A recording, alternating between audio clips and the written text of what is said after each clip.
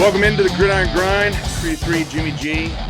Jimmy, how about those winners last week? We were both off winning weeks.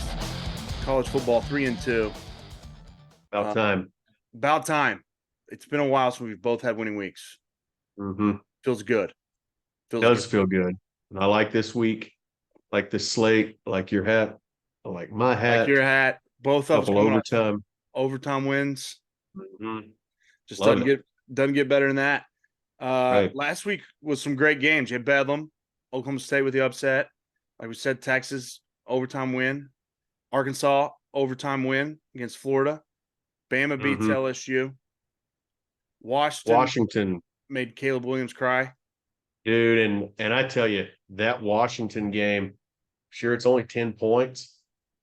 Dude, they went back and forth. And then when Washington got the stop, I go, this is like old school Texas Tech. Yeah. Whoever gets 2 stops in a row, which a stop, just like back with Tech, a stop is a field goal or a punt or a turnover. Field goal or turnover somehow, either on downs, punt, whatever. And Washington did it, got up 10 and just never looked back. And I tell you, Michael Penix Jr., I think that was his Heisman moment. I think that's his Heisman game, beating USC. Yeah.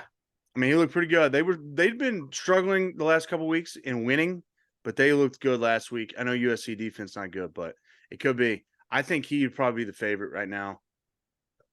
Michael Penix. I just don't know anybody else that's really standing out. I mean, look at the top team. Who's standing out for Georgia? I don't know. Ohio State. I can't really think of anybody that's standing out. I mean, their best player is Marvin Harrison, but I don't know if he's done enough as a receiver to be a Heisman. Michigan, I don't think they have anybody that's really standing out. And they're draped in controversy, so yeah, I they're think not. Should it matter? Probably not, but the voters will take that into account. So I mean, Bo Nix doing a late push. He's having here, a great got season Oregon too. Rolling. He's having a great season. I could see him if it's Oregon, Washington. That could not only be a battle for Pac-12 championship, but it could be a battle for the Heisman because he's having a heck of a season. Bo Nix. Yeah.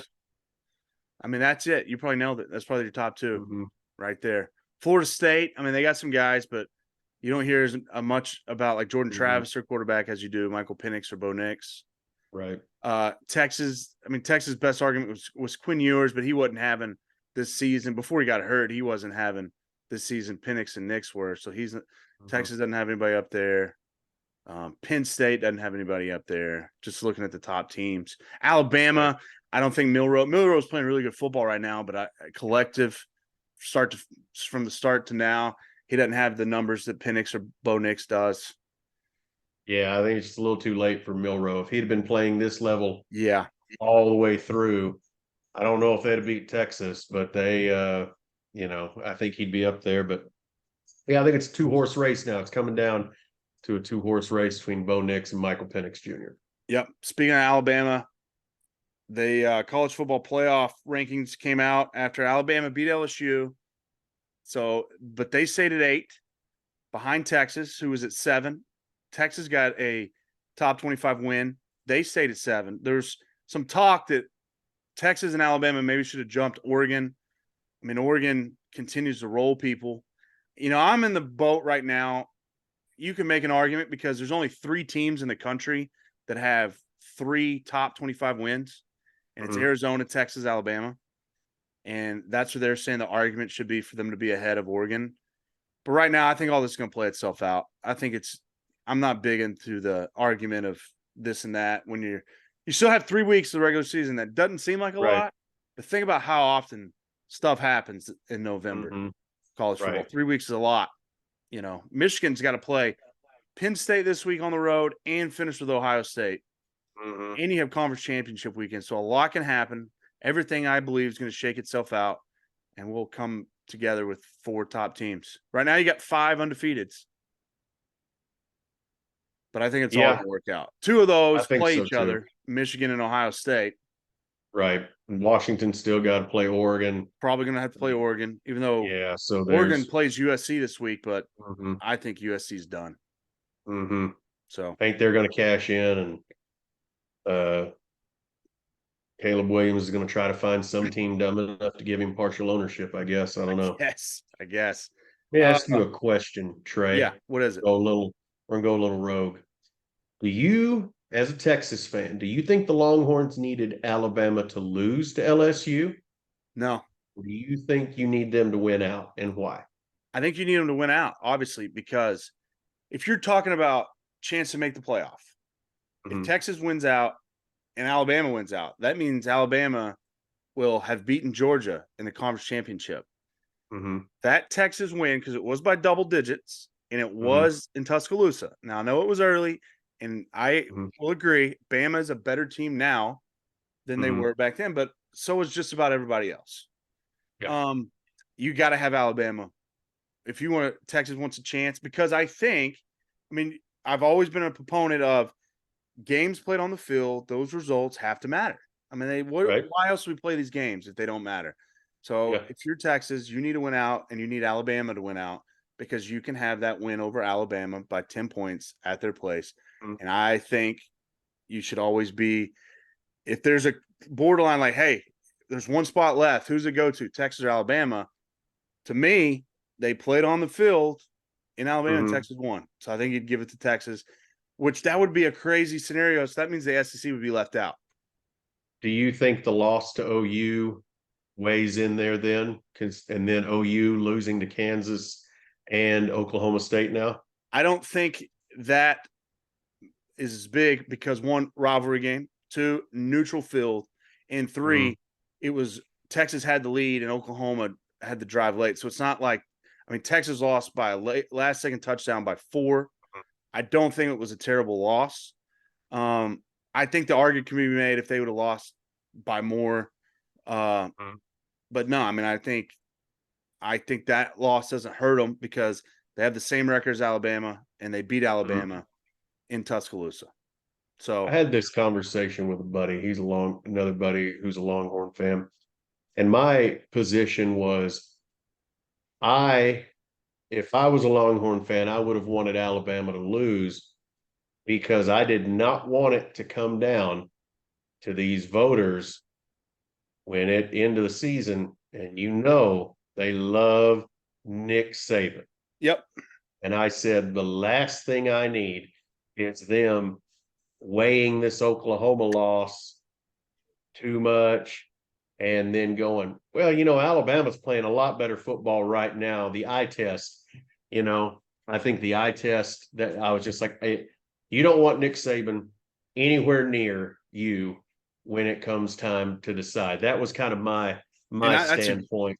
that's a great point because last year it ended up not mattering for Hmm. playoff, but they had Alabama and Tennessee had the same record, but the playoff committee had Alabama ranked 5th and Yeah. Tennessee behind them. They had the same record, and Tennessee beat them. And we talked about it last year. I'm against Hmm. that because the Yeah. results on the field have to matter. That's the whole point. We play a playoff to determine who wins the national championship on the field. Therefore, if two teams in contention played each other on the field, it was basically like a playoff, another round of playoffs. And I think it has to matter. And I I believe that yeah. whether it's Texas, my team, or another team, And I I believe agree that. with you. That was what, and that was what we were talking about. I said, I believe, I feel the way, like if it was up to me to make a decision, I'm voting. They beat them on the field. I don't care if it was game one of the season or the last game of the season, they beat them on the field. Obviously, the earlier, is supposed to be worse because they don't really get rolling. But I was Yeah. like, it's in Tuscaloosa. But I said, if I was a Longhorn, I'd want out LSU go ahead and beat Alabama, just go ahead and knock them out, so I don't even have to contend with Nick Saban there pushing me just right behind me, gnawing on my heels, and the committee go, now it's Nick Saban, and that's Sarkeesian or whatever. Yeah. Again, I don't know how they're going to vote, but I know they love them some Nick Saban. So that was I just kind of also interesting. I also think it's a terrible message the playoff would send to teams like, hey, 100%. don't worry about playing top opponents early in the season because even if you win, we're not gonna. It doesn't matter. So Yeah. why would anybody schedule the? And we, as fans and everybody Yeah. involved in college football, we love those matchups, those Mhm. early season big non-conference matchups. Why would anybody schedule them now? Because if you beat them, it still doesn't matter. So, I mean, I think it's a bad message the committee would be sending if it came down, they had the same record, they were both conference champions, and they put Alabama over Texas. I think that just sends a terrible message that those games on the I field don't agree. matter. I agree. And I think, it happened Baylor, TCU, regular season, the year Ohio State won the national Yeah. championship. I believe TCU won the first match, ranked them ahead of Baylor, or Baylor was ranked behind them, or Yes. Baylor's ranked in front of them. And then it came time to vote, and all of a sudden, and you and I sat there, and I go, "They're gonna put Ohio State in." You're like, "You think?" I go, "Yeah, this is messed up right here." I Yep. go, "They're gonna jump," and Ohio State jumped them, and I went, "That right there told me all I need to know about Yep. this committee is literally." It's almost like you said, the play on the field. Some of that Yeah. stuff sometimes doesn't matter, and then other times it does, and you're like, well, it almost goes. It's almost a bit argument to go back to the BCS. I don't want to go back to BCS. I I like don't the either, playoffs, but I'm sitting here going, Texas should be in over Alabama because they beat them. yep. But But if they put Alabama in over it, I'm going, doesn't surprise me. but that year you're talking about in 2014, that was as much the Big 12's problem, because the Big 12, they did this round robin with the only conference where every team plays every team. Baylor beat TCU on the field, and they had the same record. Yeah. But everybody could tell TCU was a better football team, even the Big 12. And they're like, well, we're going to have co-champions now. After we promoted it all year, we're going to have one true champion because everybody plays everybody, no conference championship game. And the Big 12 promoted both of them, trying to get them both in, and they got none of them in, which, I agree. TCU was probably the better team, but on the field, Baylor beat them. Right. And so You Baylor, got to go with it. in that format, Baylor should have been single champs, but they gave them to both. I think the Big 12 did Baylor a huge misservice that year, trying to promote them both and get them both in, and they end up getting none of them in. So Right. Moving to questions of the week, we got a good one talking about our top playoff ranking matchups. Question of the week, you can submit them gridirongrindsports@gmail.com or comment on our video, hit us up, Twitter, Instagram. The first one involves, Jimmy, a top 10 question. It is from Alan from Decatur, Texas, via the Twitter, the X machine. He says, over under 2.5 top 10 teams lose this weekend. If you think the over, what teams do y'all think lose? So here's the top 10 matchups. You got number 3 Michigan at number 10 Penn State. So that's one of them. So that's why I guess you put it 2.5, because one of those is going to lose. Then the other top 10 matchup is number 9 Ole Miss at number 2 Georgia. So there's a second one that would automatically lose. So your third one, if you think it's over, you got 8 Alabama at Kentucky, Miami at number 4 Florida State, 18 Utah at number 5 Washington, Michigan State at number 1 Ohio State, number 7 Texas at TCU, and USC at number 6 Oregon. So if you were going to take the over, which one of those three? I will go ahead and say Michigan State's not beating Ohio State. Michigan State's terrible. Yeah. So that one's not even you got I'm road going games, with either Alabama, Kentucky, Texas at TCU are your 2 road ones. I'm going either Washington or Oregon, because Utah, like you said, up until last week, Washington were winning, but they were kind of struggling on offense. He hadn't looked good. And then they come out and just explode over USC. Utah's defense is a lot better than USC's. It is at home, but that's one. I think they're going to have to play mistake-free football. And USC, if they somehow haven't cashed it in, I think mentally they've done it. But to answer the question, I think Oregon, if they're not careful, and Bo Nix is cocky coming out, Caleb Williams is still good enough to beat you. And so I think Washington and Oregon have both got to come out, and Oregon especially, because if Washington loses to Utah, you're like, yeah, but Utah's still pretty good. USC, like you said, is done.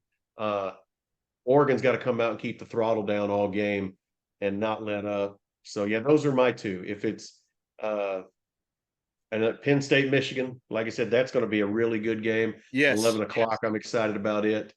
But, yeah, Ole Miss, Washington. Georgia, even though Georgia's Mhm. like favored by 15. Yeah. This is probably Georgia's toughest test, you would think. Different Georgia better probably, have them ready because, Georgia probably you still know, wins that game. mhm. I agree with you. Outside of the two top 10 matchups, Washington's the toughest one because they host 18 Utah, and Utah's defense is good. But I also have number 7 Texas at TCU circled, just because as a Texas fan, I know.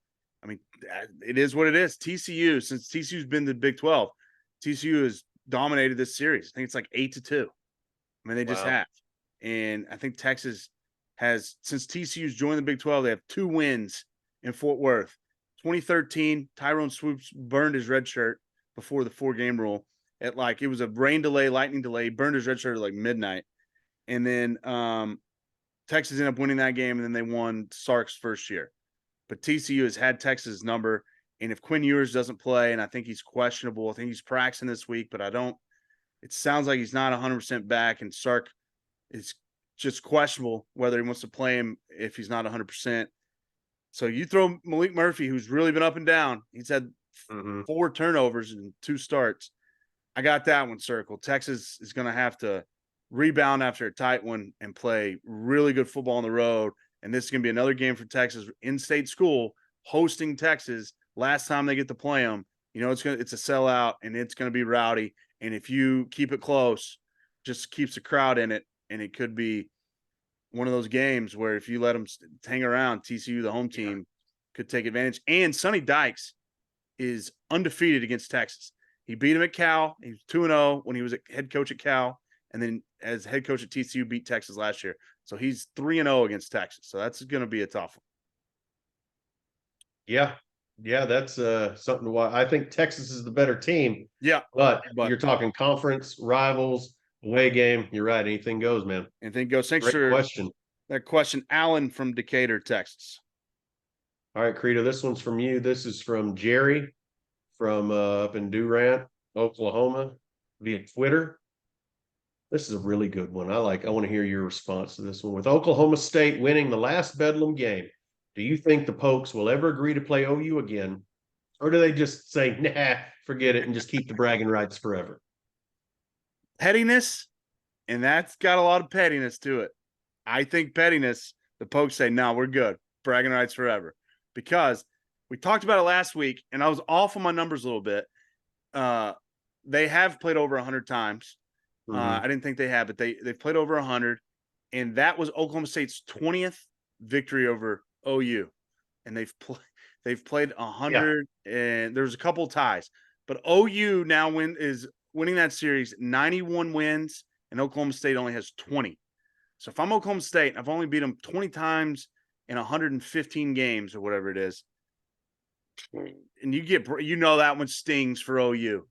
My mom's a Sooner, and it stings her to lose that Mhm. last Bedlam game. If I'm Oklahoma State and the pettiness, I might not ever schedule them. You just I think only you're going to bragging see rights.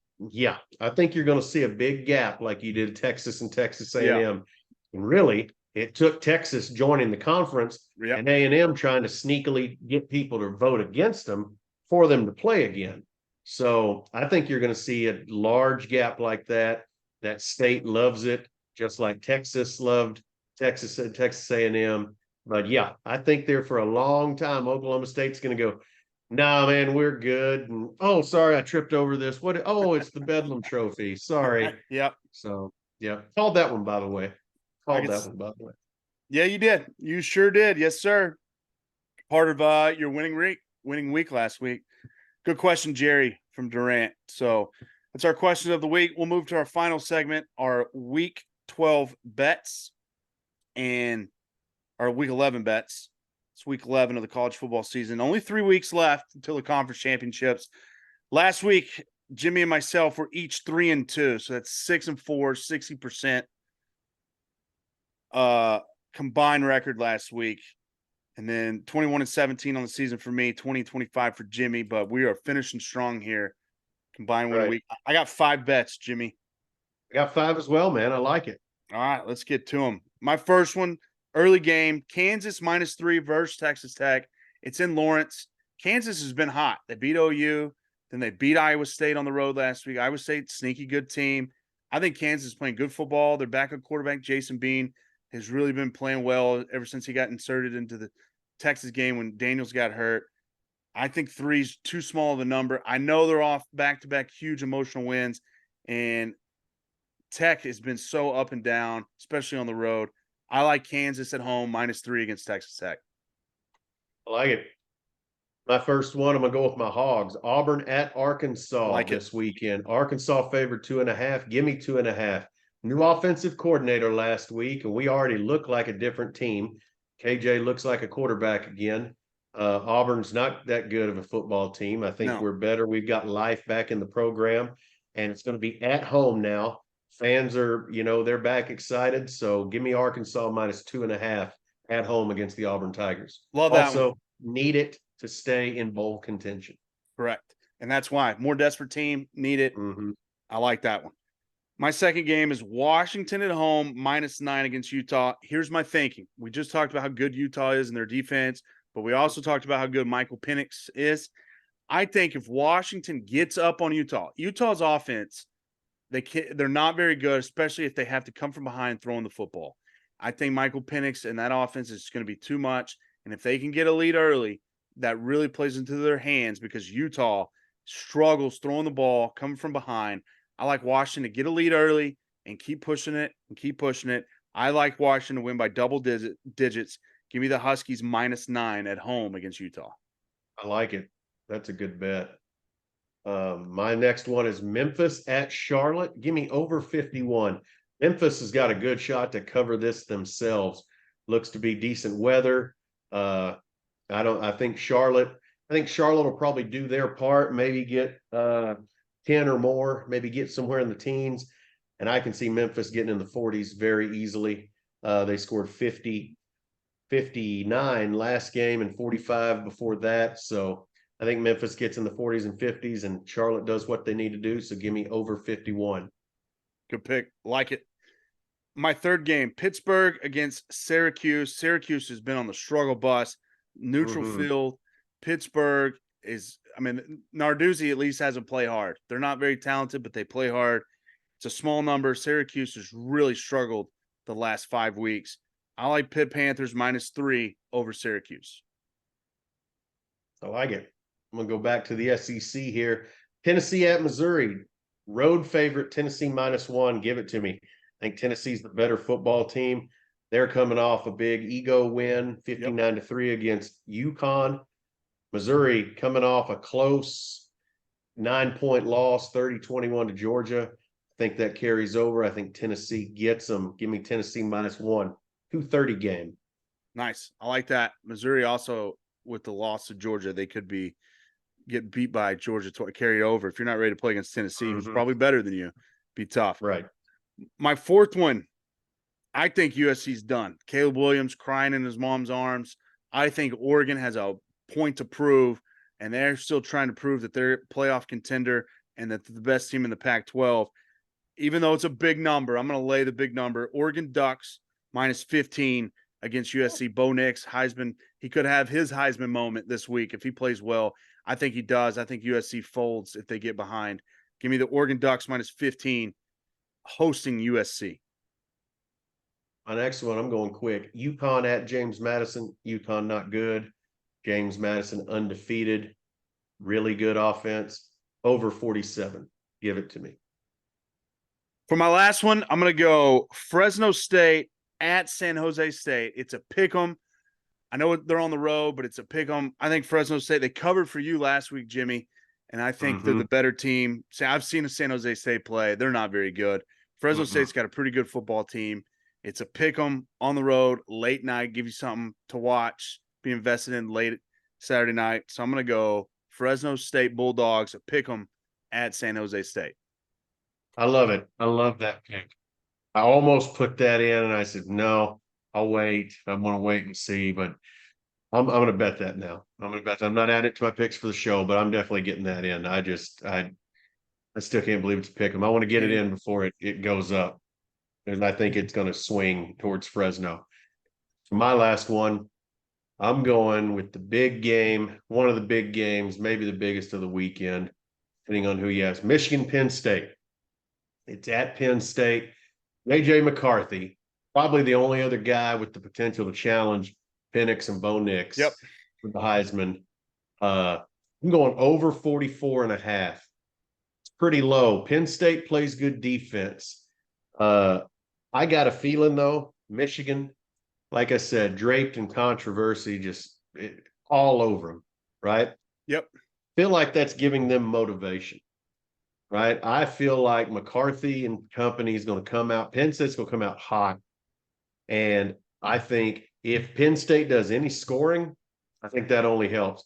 But I think Michigan's going to come out and just try to just annihilate Penn State and be like, yeah, kind of hate us because you ain't us type mentality. And you really embrace the fact that they're kind of college football's villains right now. So give me the over 44.5, Penn State and Michigan. I love this bet because I was looking at it and the public is on Penn State pretty heavy. It started at like 5 or 5.5. It's down to 4.5. Everybody's wanting, I don't know if they're wanting or just think Penn State. But if I saw that total and I said, well, I guess because both teams play really good defense. They're both high ranked defenses. And when Penn State played Ohio State, it was a low scoring game. And so you're getting that number. You might have a little bit of weather to deal with, just cold, maybe a little windy. But if you look at Michigan, the last 2 years, they've made the college football playoff. In the big games, they score. Like, look what they did against Ohio State. They scored over 40 back-to-back. They scored 40 2 years ago in the snow by running the football. They perform in the big games. TCU, they lost that game. They scored a ton of points. That was a shootout. Michigan scores a lot of points in big games. So I think it's a great bet. So there's 10 winners. Our Gridiron Grind recap for you. Jimmy's 5. He's got Arkansas at home -2.5. Memphis, Charlotte over 51. Tennessee -1 over Missouri. James Madison, UConn's over 47. And he's got Michigan, Penn State over 44.5. Myself, I got Kansas -3 against Texas Tech. Washington -9 against Utah. Pittsburgh -3 neutral field against Syracuse. Oregon -15 against USC, and Fresno State pick'em at San Jose State. We're getting hot. I've had 3 winning weeks in a row in the Gridiron Grind. We had a combined winning week. Called a streak. I think that's officially called a streak. It is called a streak. And combined show. Last week we had a combined winning week. This week or last week, so 2 weeks in a row, we've had combined winning weeks. So we're start another streak. We have a winning week at the end of this show every season so far, and we've been cold, and now we're getting hot. So if you've been fading us, you might think about switching it up. You might want to tell us now because we're starting to find our groove. It has been a tough season trying to figure out just because there's so much unknowns this season, and the usual trends just aren't hitting this year.